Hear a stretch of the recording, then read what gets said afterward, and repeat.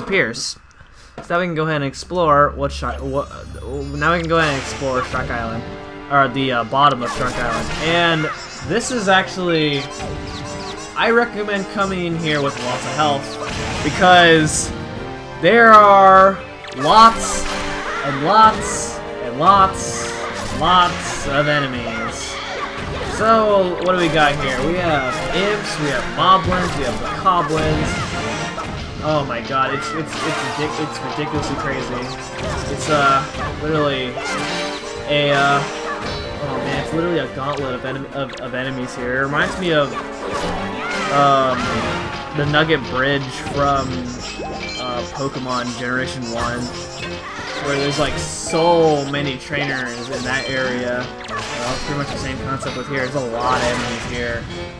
Look at that. I'm getting my butt kicked here. I believe on my practice file I almost died here because of the amount of enemies there were at. Thankfully though, some of these enemies drop these crystal balls that you can hit. They get hit and get a variety of pickups, with some of them containing hearts if you're lucky enough, which is helpful for survival. So I would definitely recommend picking this up every once in a while. Okay, so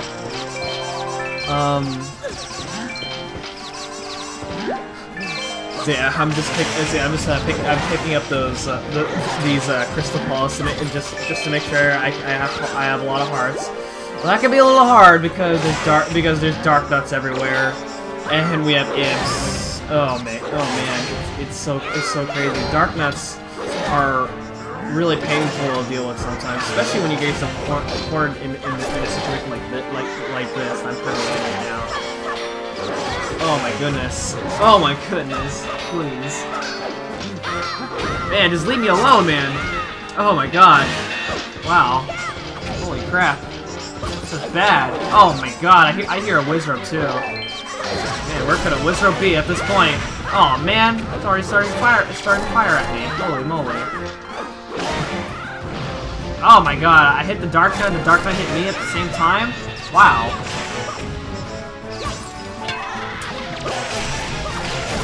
This is an area that you could have a potential death at. Oh, I saw a Wizrobe. Oh, come on, get it! Okay, well I paused to equip arrows without getting hit. There we go. We got rid of one Wizrobe. Now we just need to get rid of this guy right here. Oh, okay. Well, that sucks. Oh, hey, Moblin almost got me. Moblins are really hard to deal with in this game for some reason. They have like really wide range, and they hit hard, which kind of sucks. But oh well. Okay.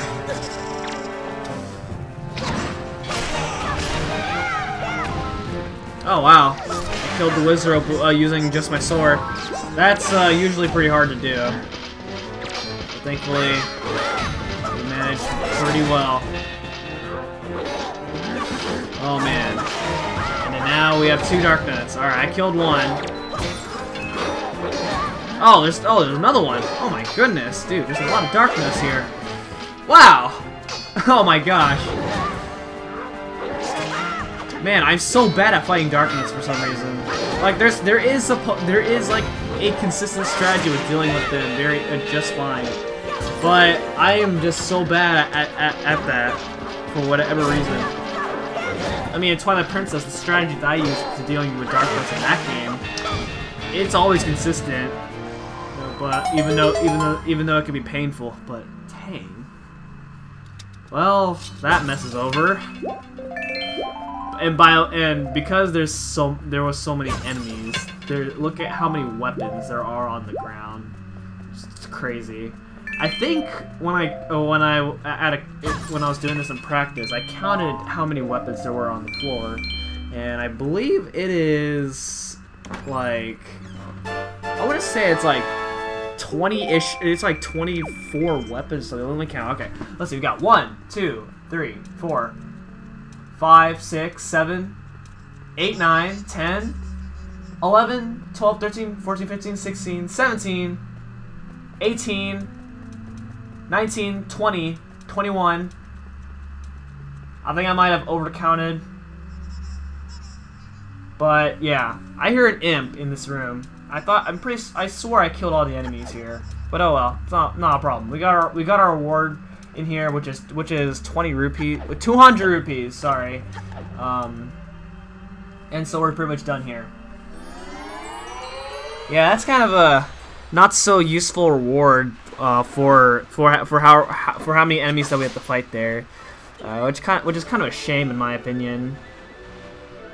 I expected something like a piece of heart or something in this for how much we had to do, but I guess we all can't be winners, which is very unfortunate. So there's another Korok there who is asking for Force Haven water, which is another side quest that I will deal with later. Because once again, because like I said in the last video, I have not looked into what that's about yet. So hopefully we can do something about that pretty soon. Alright, so once again, I was having trouble with the switch here, with the switches here. With the crystal switch, the stepping switch, the skull hammer switch, and it looks like all the switches deactivated for some reason. Man, I don't even know what I don't even know. This makes no sense sometimes. Okay, there we go. All right. So now we have to go ahead and fly to that cyclone, and then the purpose of the cyclone is to make our way to the top of this island. So you have to change the wind direction to a point where you could actually make your way to the top of the island, just like that. Okay, and really all you get is 10 yellow rupees, which is 30 rupees, and then a blue chew, and that's really it. So, yeah, this island isn't exactly very useful. So we're pretty much done here for now. Okay, now the next area that I'm gonna head to is the square of Southern Fairy Island. There's a few places that we can get in Southern Fairy Island. There is actually a platform in Southern Fairy Island that I'm gonna try and make my way over to right now.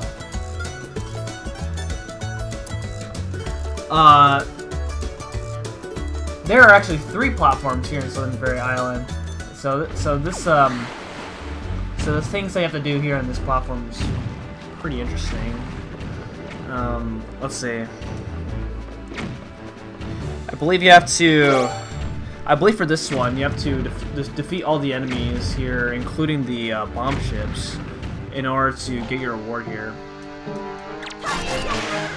It's either that or just destroy all the bomb ships, but I usually kill all the enemies and the bomb ships if I have to, in order to get my reward here. So, nothing too bad. But be careful though, because the bomb ships from other platforms can shoot at you while you are on one platform. It has happened before and it kind of sucks. Alright, so today is May 19th of, yeah, it is currently May 19th, and today I had a really, I don't know if you want to call it exciting or not, but I had a pretty interesting economic project where we'll have to basically talk about a country's economy and put on a poster board, and then we had a entire like quote unquote summit of it, where all the groups. So we're in like groups of 2, 3, or 4. I was in a group of 3, and every group has a different country that they have to research of their economy.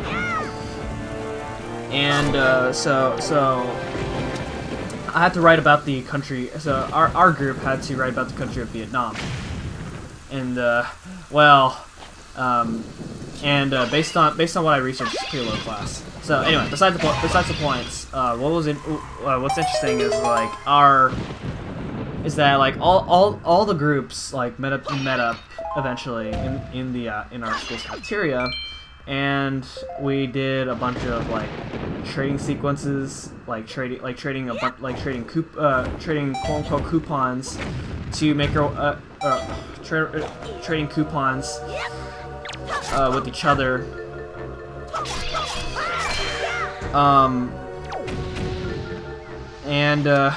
Well, sometimes at times that the trading was kind of a pain in the butt because some groups wanted one thing that we need as well, and some other groups wanted stuff from other countries that from other groups that those groups don't have, and it can get pretty messy. Overall, it was pretty fun. At first, like when we were assigned this project, I really hated it so much.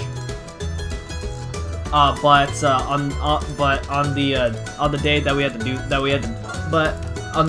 to go ahead, where all the groups met up and did all this stuff, well, it wasn't really as bad as I imagined it to be. So I guess that's good.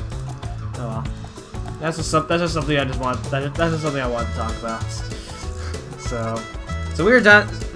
So we are now done with this platform here in Southern Fairy Island. Now we're gonna go ahead and make our way to our next area. Our next area is actually gonna be called Bomb Island. And Bomb Island, as you might imagine, you are required to have a bomb, or at least some bombs, to explore Bomb Island. And thankfully, with maximum capacity of bombs, I am able to explore Bomb Island no problem. So we're gonna go ahead and make our way there right now. In case you're curious about the music that's being played during the sailing sequences, well, earlier in the video is Blown Valley from Super Paper Mario. But of course the duration of the music has ended, so I decided to use a different song, which is a music from Donkey Kong Country Tropical Freeze. It's called Can't Be Chaos. It plays in a few levels in that game, which is actually a really cool song. So I decided to use it. All right, now we're gonna go. So you do need to bomb that in order to make your way down over here. Now, this place is pretty bad. I actually do not like this area. So what you have to do is you have to use this guy right here. Place him on a switch. That's not how you deal with him. You have to make sure that these enemies are in ball form so you can pick them up to place them on the switch right there. So that way they can hold the switch down as you make your way through the door. Now we have to do a lot of that stuff here in this room. Starting off by going to the switch that's over to this area right here, and you want to be super careful because if you're on any of these slopes here, you will slide down into the lava, and it sucks. Because I'm pretty sure nobody wants to see Link do the SMC4 lava animation, because that would be a pain. As you can see, I'm being super careful here. I'm trying my best to be super cautious to make sure I don't fall in the lava. I mean, well, I could just fall in the lava intentionally, so that I don't have to do that. But I mean, well, I'm pretty sure that's not faster, but it's all right. All right, so here I was having. See, this is actually where I was having so much trouble. Not only trying to get these enemies to get into ball form, but also trying to aim with this thing. And as you can see, this is not working out for me.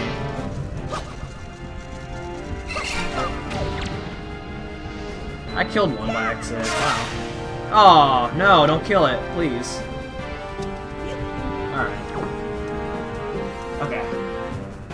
Thankfully, though, when you kill one of these things, they do respawn. That way, you don't have to. That way, you're not completely screwed over the puzzle that's involved. So we can go ahead and try again as many times as we want. But this is still a pain in the butt puzzle. Especially this part right here. That part is the most pain in the butt part. I mean, that's actually the last part there. Okay, yeah, I'm not getting that. I'm not getting that ball when it's on the slope like that. It's not happening. Yeah, so what I'm doing here is I'm trying to lure these guys to a position where I can get these guys easily, but so far, as you can see, I'm having a really hard time trying to do so. But thankfully I got this guy in a very comfortable spot, and hopefully I got it. I didn't get it. Okay, well that's a shame. So let's see if this guy is nice to me this time. Oh, he wasn't nice to me this time. Oh my gosh, not having the best time as of so far. I don't even know. I don't even know. Hookshot does not work, so I don't know. I don't know what gave you the desire to even try hookshotting those things.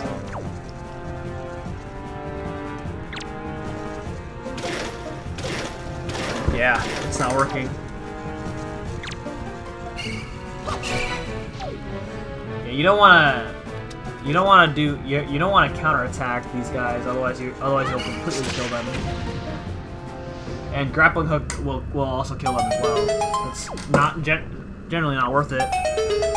But thankfully, after much difficulty, we succeeded. So we could finally get the reward here in Bomb Island. And that is a piece of hearts. Thank you. Alright, now it is faster to fall in the to void out by falling in the lava. But for those normal people, I will show you how to get out of here the normal way, the intentional way. So there we go. We did it, guys. Are you happy that I did something normal now? Alright, and with that is going to be it for this episode of The Legend of Zelda Wind Waker. So next time we're going to be exploring more islands of the Great Sea. So thank you guys so much for watching, and I'll see you guys next time. Goodbye!